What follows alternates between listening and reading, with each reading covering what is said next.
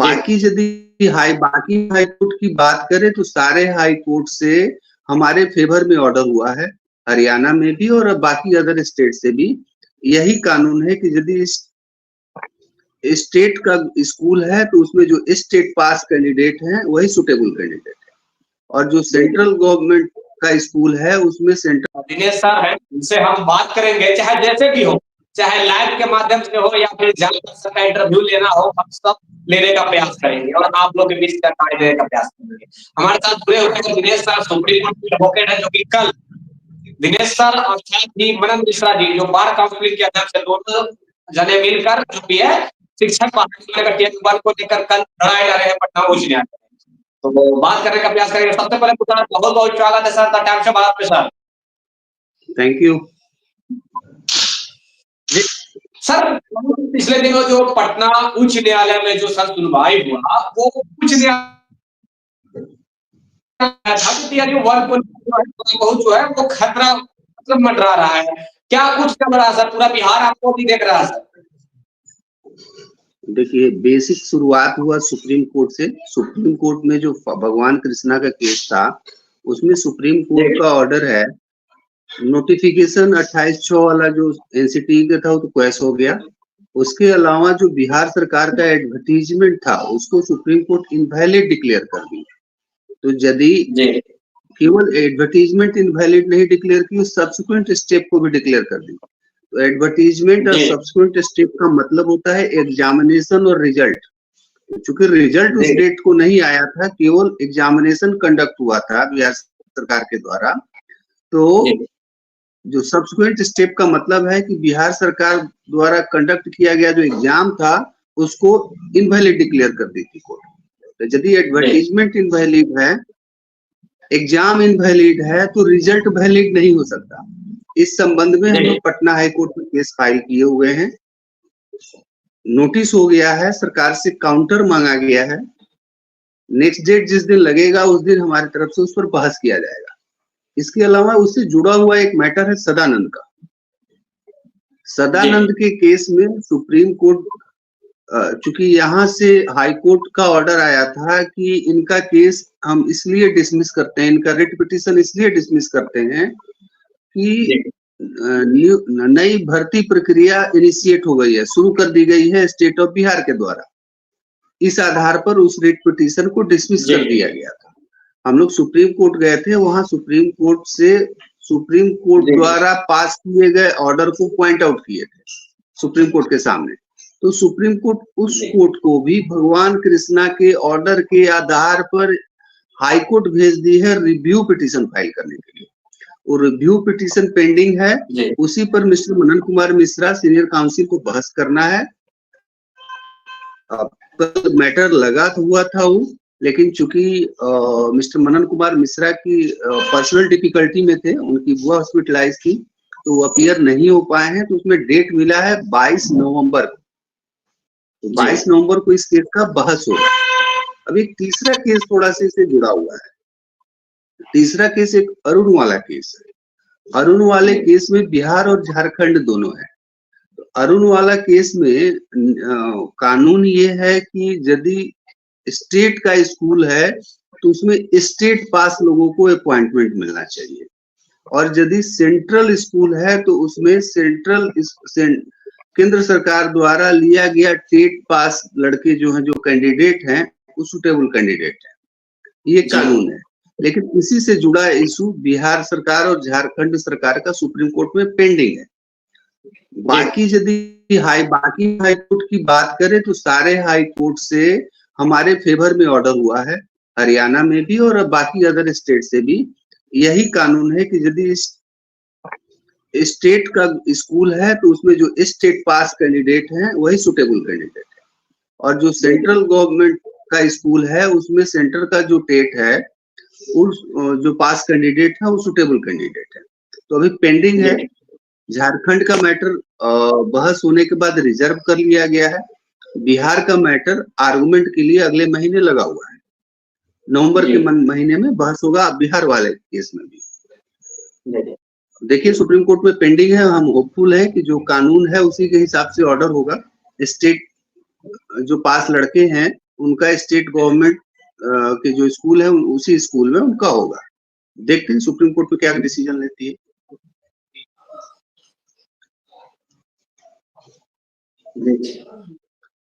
आपकी क्वेरी यदि कुछ कल जो पिछले दिनों जो पटना उच्च न्यायालय में जो सुनवाई हुआ, उसके बाद आपसे भी मैं बात किया तो आपने कहा था कि सर यस आज हो या कल हो टीआरई 1 खतरा में है, टीआरई 1 रद्द हो सकता है। क्या इसमें कितनी सत्यता होता है? क्योंकि लोगों का कहना यही है कि सर ऐसा कभी हो ही नहीं सकता है, बिहार है या फिर किसी भी स्टेट में बड़े पैमाने पर अगर बहाली हो गई है तो फिर इतना आसान तो हो नहीं सकता है। लोगों का मुंह है, कहना कहते रहे कि भैया बहाली रद्द हो रही है तो बहाली आ रही है, कहने को तो कुछ भी है, लेकिन इसका फीडबैक क्या वाकई में क्या जमीनी हकीकत पर देखने को मिलेगा?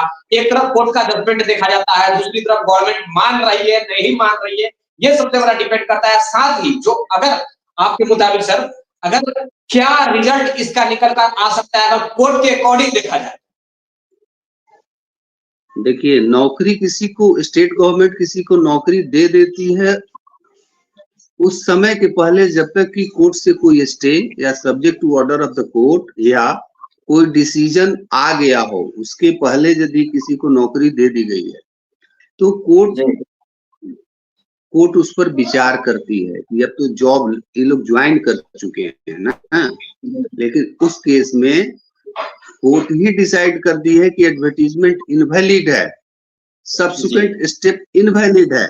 उसके पहले ऑर्डर हो गया था कि जो भी बहाली होगी वो कोर्ट के ऑर्डर के अधीन होगी। उसके बाद भी बिहार सरकार अपॉइंटमेंट दी है कैंडिडेट्स को, तो क्यों फिर ऐसे पर कोर्ट क्यों विचार करेगी? कोर्ट तो बोली थी कि आप subject to the order of the court होगा जो भी अपॉइंटमेंट होगा। उसके बाद नेक्स्ट स्टेप आया कि इनवैलिड डिक्लेयर कर दिया एडवर्टीजमेंट को। कोर्ट क्यों विचार करेगी? इस टीआरई 1 को आज 6 महीना बाद 1 साल बाद जाना ही जाना है। बस प्रोसीडिंग्स है कोर्ट का वो रहेगा। अब जो जिस बात को हम कह रहे हैं इसकी गारंटी है, जो बात हम कह रहे हैं मेरे द्वारा नहीं कहा गया है, कोर्ट के द्वारा डिक्लेयर किया गया है। हम जो भी कहते हैं उसका कोई गारंटी नहीं होता, लेकिन यदि कोर्ट यदि कोई ऑर्डर पास कर दी है वो वैलिड है, उस पर हम कह सकते हैं कि ये सुप्रीम कोर्ट ये ऑर्डर पास की है और सुप्रीम कोर्ट बिहार सरकार के एडवर्टीजमेंट को और सब्सिक्वेंट स्टेप को इनवैलिड डिक्लेयर कर दी है भगवान कृष्णा के केस में। आज न कल इस टीआरई 1 को जाना ही होगा।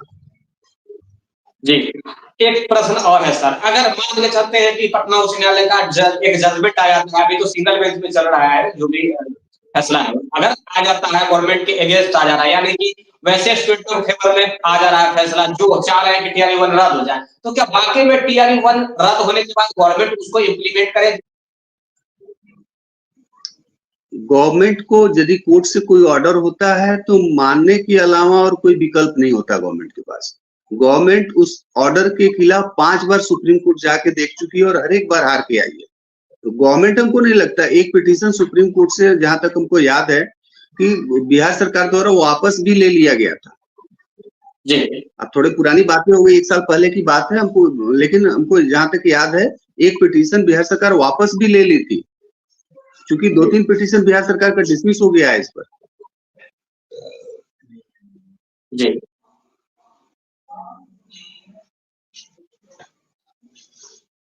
एक रिट पिटीशन फाइल हुआ था जी, एक रिट पिटीशन टीआरई 1 को जाने के लिए सुप्रीम कोर्ट फाइल हुआ था। रमन कुमार के केस में सुप्रीम कोर्ट बोली हमको जो ऑर्डर पास करना है हम तो ऑलरेडी कर चुके हैं, आप बिहार सरकार को अप्रोच कीजिए, सॉरी हाई कोर्ट को अप्रोच कीजिए इसके लिए।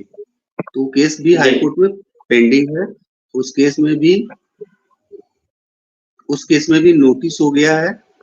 जवाब अभी देखते हैं, काउंटर यदि आ जाता है तो फिर हम लोग उसका रिमाइंडर फाइल करेंगे और फिर उसको बहस कर रहे हैं मेरे पास केस है। जी सर, ओके सर। अब एक प्रश्न और है, ये तो कर ले जी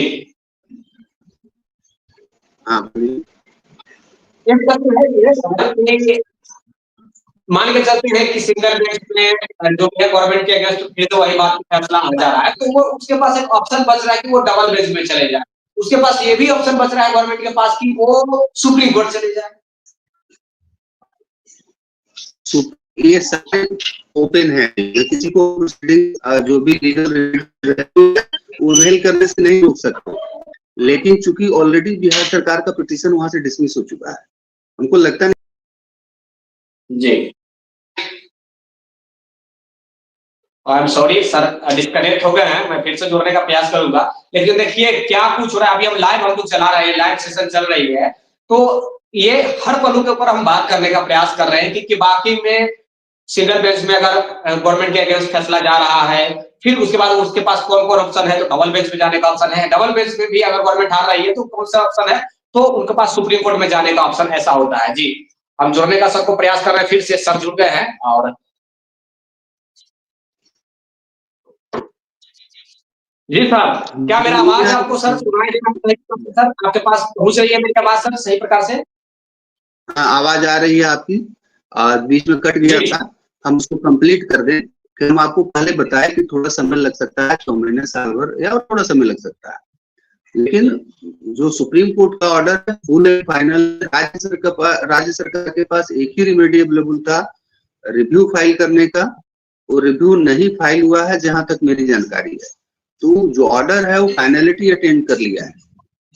अब उस ऑर्डर में यदि कुछ हो सकता है तो सुप्रीम कोर्ट से ही हो सकता है, और कहीं से कुछ नहीं होगा, कोई चेंज नहीं होगा नीचे से, हाई कोर्ट से या कहीं और से।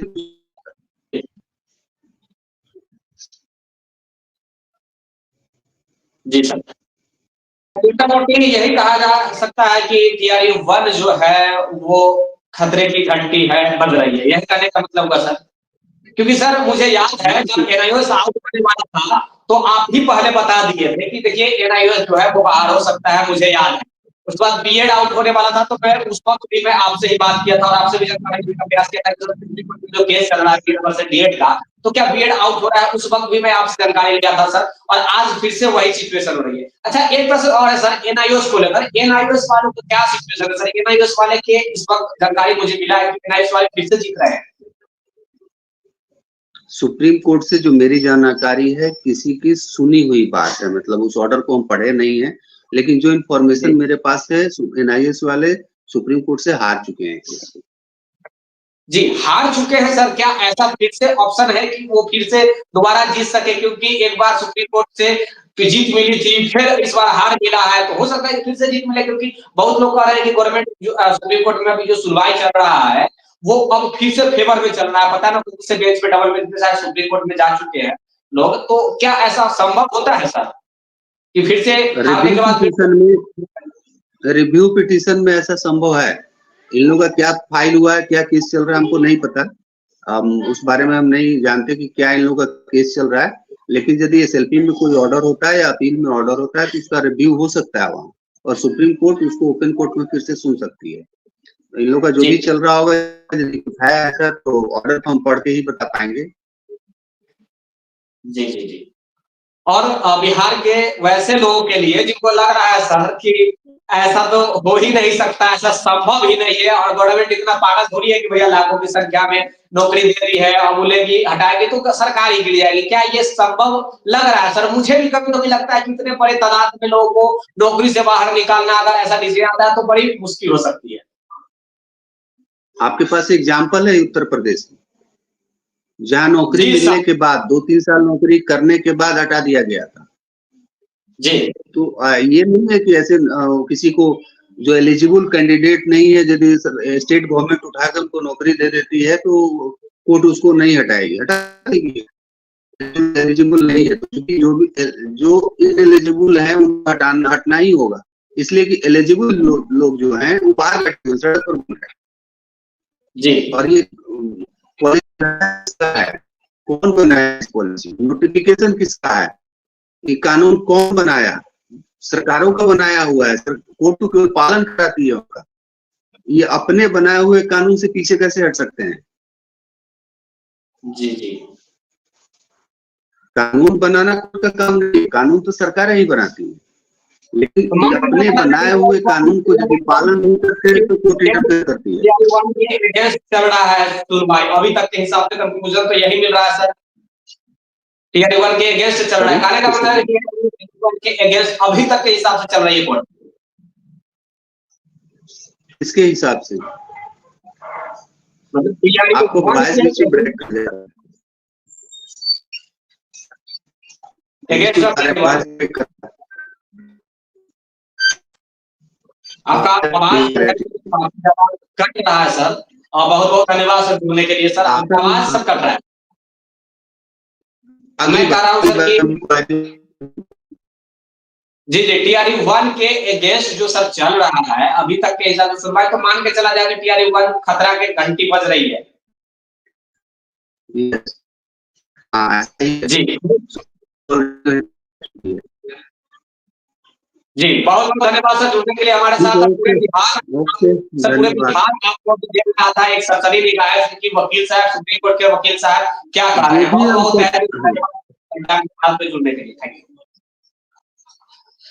तो ये थे हमारे सुप्रीम कोर्ट के एडवोकेट दिनेश जी, और इनके साथ मनन मिश्रा जी जो कि बार काउंसिलिंग के अध्यक्ष है वो, ये दो एडवोकेट साहब मिलकर गवर्नमेंट के अगेंस्ट उच्च न्यायालय हो या फिर उच्चतम न्यायालय हो, यानी कि पटना हाईकोर्ट हो या सुप्रीम कोर्ट में केस लड़ रहे हैं स्टूडेंटों की तरफ से। वैसे स्टूडेंटों की तरफ से जो टीआरयू 1 को अवैध मान रहे हैं, टीआरयू 1 को गलत मान रही है, उनके साथ ये लोग खड़े हैं। और जिस प्रकार के का सिचुएशन हुआ, सुनवाई हुआ, ये वाकई में आप लोग भी अगर वीडियो जाकर चेकआउट कर सकते हैं, हाईकोर्ट के ऑफिशियल वेबसाइट में जो वीडियो क्लिप होता है वो जाकर देख सकते हैं। जब सुनवाई हो रहा था तो जज साहब पूरे अगेंस्ट है, गवर्नमेंट के अगेंस्ट में ही बात कर रहे हैं। और मैं पिछले वीडियो में, मॉर्निंग के वीडियो में भी एक बात बताया था, गवर्नमेंट भी भैया घुमा फिरा के वही चाहती है, आप मानिए या ना मानिए। उस समय गवर्नमेंट महागठबंधन की थी, अभी गठबंधन की है, तो ज्यादा आप लोग जो भी है ये मत सोचिए कि ऐसा हो नहीं सकता। अभी एग्जाम्पल के तौर पर उत्तर प्रदेश के एग्जाम्पल सर ने बताया कि भाई उत्तर प्रदेश आपके